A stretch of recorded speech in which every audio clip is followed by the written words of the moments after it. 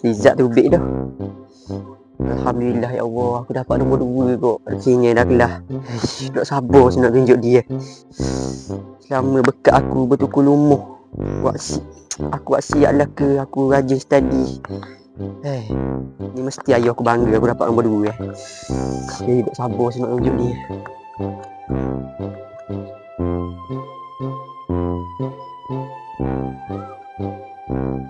Mangka sang kancil datang beramai-ramai.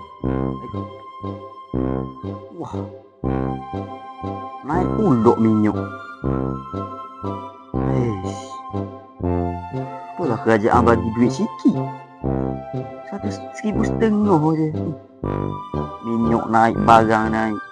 Aduh, kena main dia bukan-bukan bawa kayu.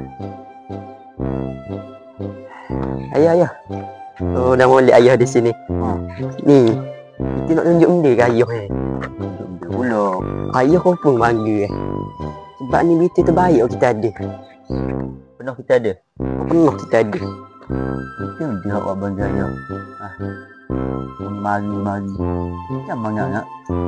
Ayah yang bangga ni. Dengan Izzat adik, ayah yang bangga. Benda awak boleh buat aku bangga. Minyak turun dia tahu. Minyak turun dia. Kalau minyak adik pun bangga.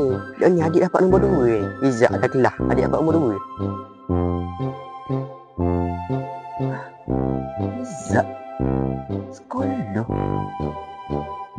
Rasa muka lah. Dah, adik tu beg pagi balik 2 hari tu dah.